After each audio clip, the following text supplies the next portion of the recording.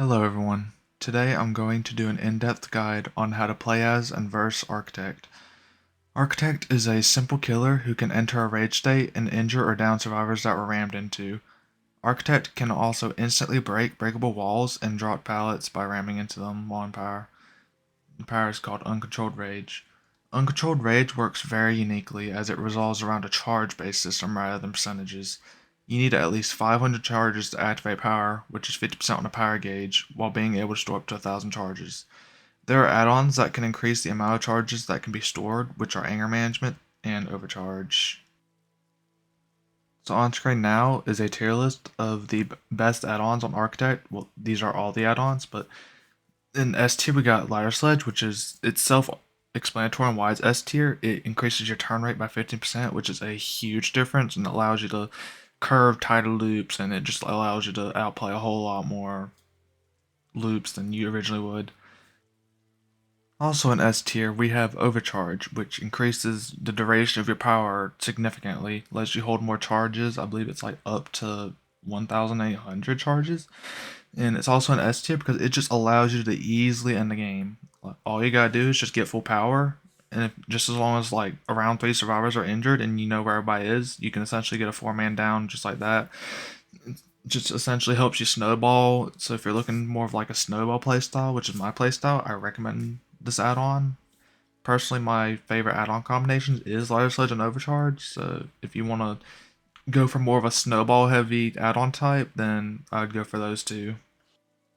So now moving to the A tier add-on. The A tier add-on is called Deadlines. It lets you move 6 speed faster in power permanently, but you don't get any extra speed for breaking pallets. So let's say you're using this add-on and you were to break a pallet in power, you don't speed up, and normally you would speed up by an extra 2 speed per pallet broken, but this add-on does not do that. And the reason I have it in A tier, it's an amazing add-on. Like if you play aggressive with Architect, it's probably the best add-on that you can use, more for getting fast downs and such. But you need Lighter Sledge for this add-on to be good.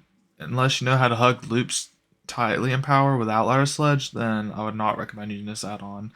But otherwise, I would always use Lighter Sledge with this add-on. That's how you're going to get the most value out of it. Now moving on to B tier. The B tier add-on is called Temper Tantrum.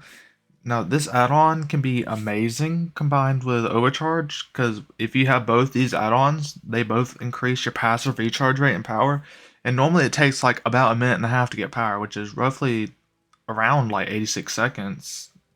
But with these two add-ons, you can take that 86 seconds and turn it all the way down to 24 seconds, somewhere around there, without hitting a survivor. So essentially, you can get full power without hitting a survivor in around like maybe 50 seconds. And that compared to around 3 minutes, maybe even 4 minutes, is just insane. That's why this add-on's in B tier. Like you probably need Overcharge to make this add-on good, but alone it's not a bad add-on. But there's better alternatives such as Liar Sledge and such if you want more aggressive playstyle. Now on to C tier. In C tier we have Architect Design. This add-on, it says that it gives you 75% power when you start a match, but it's bugged, I think, and it lets you start the match with 100% power. If you're using Overcharge, you still start with 100%, regardless of having the extra capacity of your power. So with it, and this add-on is also supposed to get buffed to give 10% extra recharge rate, somewhere along those lines, but it just hasn't happened yet. But this add-on, if the buff happens, I'd easily move it up to be maybe even A tier, because the only reason this add-on's on C is because it's a one-time use. You start the match with full power, and that's it. If you don't get much value out of your power, then the add-on's useless. You're basically just playing one add-on. And finally, in D tier, we have Anger Management, which all it does is increase your charges by 300, and which basically makes your power last like about 10 extra seconds or so. But this add-on's just really bad. Just use Overcharge if you want a duration add-on. You can combine the two and be in power for like over a minute without hitting survivors, and it takes barely any power if you hit the survivor, but I just recommend Overcharge with turn rate, or you can do turn rate with deadlines, or even if you really wanted to, Temper Tantrum with Overcharge. Like, there's just so many alternatives that are better than just using Anger Management. And personally, I think this add-on either needs a buff or rework because it's just really bad. That's why it's in D tier. So I do not recommend using this add-on at all unless you really want to. Now here we have a map tier list on basically maps on Architect. So I'm not gonna go too in depth with it because I want this video to be under 30 minutes, maybe an hour. But essentially, your S tier maps, they have amazing 3 gens. The locker spreads, like if you're looking for a good map, you want maps where the lockers aren't like right next to each other, because if they're too close together, then you're not gonna get any value out of power. Like you're gonna activate power, and then survivor's just gonna run into a locker, which is how you counter Architect. So in Orm port blocks, we have a really good 3 gen. There might be lockers next to it, but 3 gen's just like so tight. So like you could just pressure them off 3 gen, and if you have like a perk like reverse progress, then you're gonna just chew away at that gen by just forcing them into lockers with power. And then Forgotten Memory, it's a big map. Architect really excels in big maps. And then you also have a really good 3 gen, but there's lockers nearby, so be aware of that. And then A tier maps, they're a little bit smaller. They can be decent. They can have good 3 gens, and that's ideally what you want to look for. The B tier maps, they're somewhat small, somewhat big, somewhere in the middle. They might have a good 3 gen somewhere, but ideally, there's just like a lot of stuff that you can get stuck on, and survivors can just use that to their advantage to get you stuck while you're in power. And then C tier maps are just like bad. You want to try to avoid these. If you end up getting these, I'm sorry, you're just gonna have to you're gonna have to do something about it. Like Block Asylum, it's like a really good survivor map, so you're just kind of screwed. And then D tier maps, these maps are just survivor sided. There's nothing you can do. Like Haddonfield has houses. Survivors can just run to these houses, and there's like nothing you can do. Echoing Ruins is just a good survivor map in general, and there's lockers everywhere. Forgot to mention that, but the C and D tier maps, there's just lockers everywhere. And then the Ruins just has like the middle part's just really insane for Survivor. And if you don't have like Shadow Vault, then good luck. So now here is a tier list of perks that are best on Architect. So they're not in like any specific order. Like all of S tier is gonna be all of S tier. All of A tier is gonna be all of A tier. Like left doesn't necessarily mean better, but anyways, in S tier, the first perk we have is Lockdown. Basically, you hook a survivor and the generator loses 25% progress. This is amazing on Architect because like you don't have to go kick a gen. You just instantly regress a gen by 25%. And if you compare this with like other perks, then you got yourself a really good slowdown build. So that's why I have it in S. Easily probably the best slowdown perk in the game. It is also a hex, so that's why you use your M2 to go check your hex, and you just get free injure if they're still on it. But that's pretty much how that perk works. Alright, so up next we have Curse Reverse Progress. This essentially just regresses gens that aren't being worked on by at a rate of 150%. And this pairs really well with Architect's power, because survivors are going to tend to go into lockers, and if they're not on a generator, then that generator's just going to the progress is just going to get eaten up by reverse progress, and that's why I have it on S tier, because it just pairs well with the ability. And up next we have Experience from the Past. This just shows auras of survivors beyond 40 studs away from a hook, and it's just really good. You can get into chases really quick, you can just activate your power and just go check on them. It's just a really good information perk in general, and that's why I have an S tier. Then up next we have Shadow Vault. This blocks a window that you vault for 15 seconds with a 15-second cooldown, so pretty much as soon as the window unblocks, you can vault again to block it again. And this also gives you a 20% vault speed, which is really good because, especially when you get locked out of M2, you have something that you can use for your M1 chases, which is you can use it to block God windows. It's just like a really good perk to have in general. And then finally on S tier, we have Throughout the Hunt. This basically shows auras of survivors that you injure for 10 seconds. And this is just really good. If you hit them with the M2, it basically gives you a visual representation where you can hit them in power again. Because if you hit somebody in power, they get basically invincibility frames for 10 seconds, so you can't hit them again. And that's only if they're healthy when you hit them. And that is all the S tier perks. Alright, now we have the A tier perks. These are perks that you can use. They're really good, but they're not really considered meta perks to use, which meta is like you always want to use them. They're the absolute best perks, but these are still good perks that you can use, but the S tier perks would really synergize well with them. So in A tier, the first one, we have Power Swing. This increases your next lunge by 10 studs. Like, the power of it is 10 studs better. And this has a cooldown of a minute. This would have been S tier because it's easily probably one of the best M1 perks in the game. But it used to be a 30-second cooldown, but it got nerfed up to a minute cooldown. I don't know why. People didn't complain about it, but it is still a really good perk to use on Architect, especially when you get locked out of power and you're just playing M1. It's probably the best perk on sneaking ninjas in. Up next, we have Curse Resurrection. This shows the auras of survivors that are within, I think, 20 studs from a totem. Could be a curse totem, it could be a dual totem, just any totem. And this also protects other curse perks. So let's say you got curse lockdown or curse reverse progress, and one of those was to get cleansed, then this totem would get deleted and it would replace it with one of those totems. Essentially, it protects it. It gives it a second life. And the reason this is an A tier is because it's not good on its own. Maybe for the information wise part about it, but you better use this with like a different curse. That's how you're gonna get the most value out of it. And then also in A tier we have Natural Acrobat. This just flat out increases your vault speed by 20%.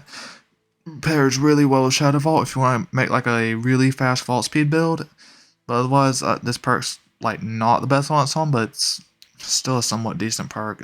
Though Shadow Vault does outshine it because they both give the same vault speed, so this is just slightly worse. And then we have Rage. Rage would easily be S tier, but because you got probably better regression perks like Reverse Progress, and essentially because that curse is up, so you can't kick the gen, so Rage would be pointless because you're just wasting it. But otherwise, Rage is like a really good perk. It instantly regresses a gen's progress by 40% if you kick it after hooking a survivor, and it lasts for 60 seconds. And overall, it's probably like the best like gen kick perk in the game. Up next, we have Inhuman Strength. This just lets you break pallets and breakable walls 15% quicker.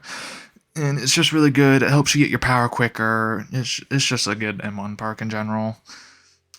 There's like no other further explanation on it. Finally, in A tier, we have Pain Resistance. This essentially just makes you get stunned for a lot longer. I think it basically halves your stun on anything. It could be pallets, Scrapper, Fearless, Hidden Tactics. It doesn't work on if you get saved. Like, if you get Flashlight saved, it doesn't reduce the stun time for that, but it's still like a really good perk, especially if you're wanting to brute force through pallets, then this perk is definitely for you. Now on to the B tier perks. These perks require specific add-ons or other perks to be good with, but these perks, I wouldn't recommend using them on their own. They only synergize well with other perks and add-ons. But first we have Rigged Game. This essentially makes all survivors broken at the start of the match for 2 minutes. So essentially, if you injure them, they can't heal for however long left the duration of it is. And this could be really good if you're wanting to build up early game pressure, but other than that, I would not recommend using this perk. And then up next, we have Critical Strike. This essentially just, if a survivor heals, then this perk activates for 60 seconds. If you injure a survivor with a basic attack, then they get broken and slowed for 10 seconds. I think it's 20% for 10 seconds. So this is a decent M1 perk, but it'd be a whole lot better if it worked with M2s as well. Now on to the C tier perks. These are perks that aren't like, they're not amazing, but they're also not bad. They do have their synergies with other perks, but I wouldn't recommend using them if you're going for like wins and stuff. So at first we have Untouchable. If you break 2 pallets, then the next pallet you get stunned by will break. So this pairs really well with Pain Resistance because you get stunned for a lot less, so you can essentially get a free M1 or just a free injure in general after they stun you with the pallet. Then up next we have Caretaker Vision. This shows you the aura of nearby survivors that are healing. I think it's like a 50 stud range. This can be decent, but it's not really that good of a perk. You have other information perks that are better, but this perk does pair well, with Critical Strike, so that way you know when the perk's about to activate because they are healing. And up next we have Sabotage. You kick a gen, and then if the survivor touches it, they get blinded. So this just turns their screen black. I believe it's about 5-6 seconds. This is just a good perk if you want to get like cheeky hits in, but it's more of like a funny perk. It's not like It's not like necessarily a good gen kick perk because it doesn't like regress or anything. It just does base regression, but it's a good perk if you want to get like a cheeky hit in or anything for those little gen tappers that like to touch your gen immediately after you kick it. And then up next we have Swift Frisson. This blocks all gens that aren't currently being worked on for 16 seconds when you pick up a survivor. Before it blocked all gens when you picked up a survivor, but it did get recently nerfed. But overall, this is still a good perk for information. So that way you know what gens are being progressed on. So that way if you're using like Rage or Lockdown, you know what gens are probably about to get affected by. So that way you can go defend them. And then finally in C tier is Preserve Your Prey. Basically, if you hit a survivor, you get a token, just as long as they're not the obsession, and each token gives you a reduced hit cooldown. I think it's like 5% per. This is good if you're doing M1 only on Architect, but your M2 does not consume stacks if you hit the obsession with it. So it's ideally a good perk if you plan like playing M1 heavy, but if you plan to use M2 a lot, I would not recommend this perk at all. So now onto the D tier perks. These are perks that are like, they're just really bad. I would not recommend using them at all. But they do pair somewhat with other perks, but I wouldn't recommend using these. So first we have No Escape. When the X gates are powered, if you hook a survivor, it blocks both the gates for I believe a minute.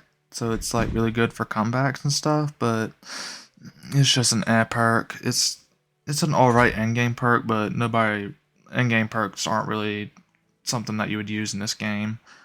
And up next we have Retaliation. This shows all survivors' auras when you hit the obsession. I believe it's for 10 seconds. I might be wrong, but this perk, it's only in D tier because it only works with basic attacks. If it worked with special attacks, this would easily be A tier because information perks are always really nice to have. But like I said, for other perks, if you're playing M1 heavy on Architect, then this perk is something that you could use, but there's better alternatives.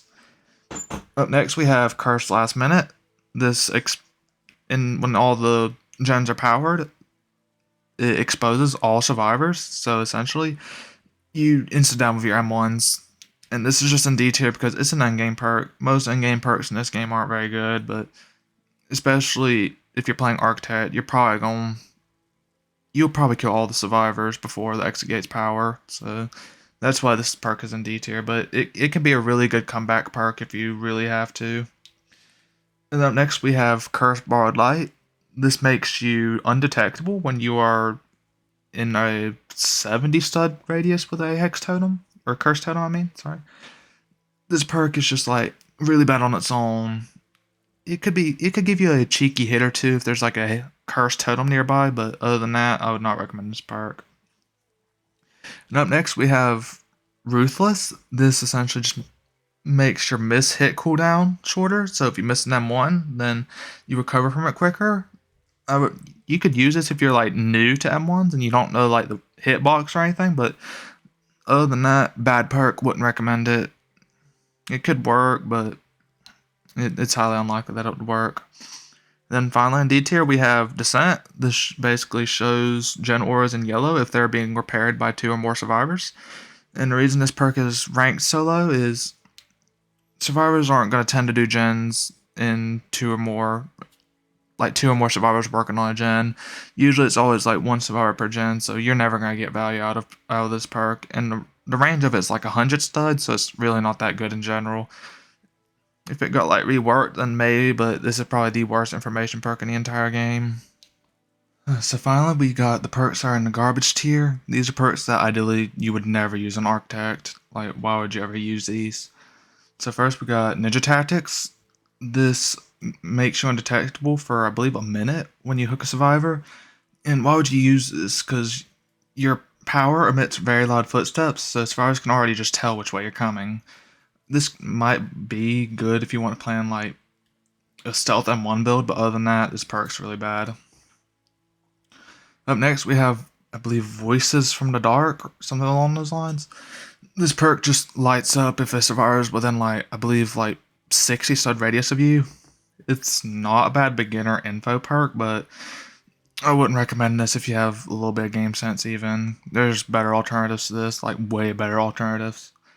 Up next, we have Stunning Encore. This perk used to be good, but it got nerfed. If you hook a survivor, then all hooks will emit like a stun radius. I believe it's 20 studs long, somewhere around that. And basic survivors that are in that radius can't move for, I believe, 6 seconds, 5 or 6 seconds. But like, there's no gens near hooks really, so this perk's just like out of the question. And up next, we have Pressured. This increases skill check speed by 10% per hook stage, so this could be a alright slow down perk. It's more of like a caught off guard, but good players, they'll know how to hit fast skill checks, and it's not hard to hit skill checks in the first place. So realistically, I think this perk could be reworked, but it's a terrible perk. I wouldn't recommend it. Next, we have Challenge. If a survivor crouch bounds within, I believe, 20 studs of you, somewhere around that, then they get exposed for 30 seconds, and this perk's just really bad. Nobody's going to crouch spam you unless they're being toxic or something, but you're rarely going to get value out of this. Plus, Architect's Power does not insta down. It doesn't work with exposed status, so that's why this perk is ranked really low. And up next, we have Deadlights. This exposes a survivor for 45 seconds after they blind you with a flashlight or firecracker, just blinded by any means. But same thing with Challenge. This perk's really bad. It's could be slightly better than Challenge, but once again, your M2 can't instant down, and ideally you would have to M1 them to get value out of this perk. Now next we have Loot Goblin. This perk makes chests take 100% longer to search, and it shows the survivor's aura if they are searching a chest. This perk's really bad. It needs to be worked, but you could get some kind of value out of it if you're against like new players that might search chests, but this perk's really bad. It's terrible in Architect. It's probably a terrible perk in general, but I wouldn't recommend using it. Up next, we have Tight Grip. This is probably a really bad perk because you're always going to make a hook, more than likely, but this perk's only good if you plan on playing around basement mostly, but it makes it so that your pickup animation is slow, like it's longer, but survivors also struggle at a much lower rate, so it would take them a lot longer to escape your grasp. But this perk's just like, why would you ever use this? You're probably gonna make a hook anyways. And finally, we have Silence. If you're standing still for 3 seconds, you gain undetectable status effect, which means they can't hear your heartbeat or see your red stain. This perk is just a massive meme perk. If you're playing around basement, it could be good, but if the survivors have some kind of communications, which they have chat, so they can just call you out, but overall, this perk's really bad. Would not recommend it. Don't even bother using it. Then finally, we have the preference tier, which is Open Eye. This just increases your FOV by, I believe, 15 degrees. This is just like a preference perk. If you like playing with a higher FOV, then this perk's for you. I wouldn't call it bad, but I don't use it. I just play with the base FOV. But if you're one of those people that want a higher FOV, then this perk's for you. Alright, so now we got all the boring information stuff out of the way. Up next, I'm going to talk about the killer's power and how to properly use it and how to go against it. This power, people will say it's overpowered. It's really not. The counterplay is very simple. You just have to think about it. Alright, so Architect's power, I will summarize this up. Essentially, you start the match with 0% rage. It slowly fills up over time. It takes about 86 seconds to get it without recharge add-ons.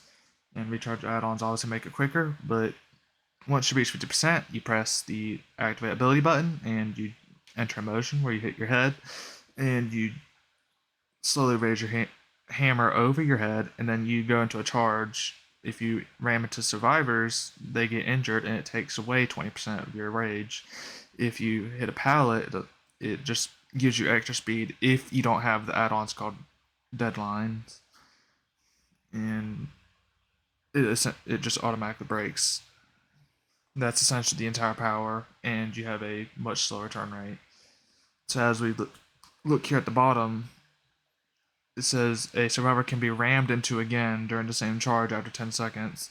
So if they're healthy, you hit them, you run into them, they get injured, and then you can't hit them for 10 seconds, which is why Throughout the Hunt's really good for this, because that's a visual indicator that you can hit them again. And then after 10 seconds, you can run into them again, and you you down them. The second part, survivor will enter the dying state when ran into while injured. Essentially the same thing. You just down them instead of. It used to be med state, but now it's just injure.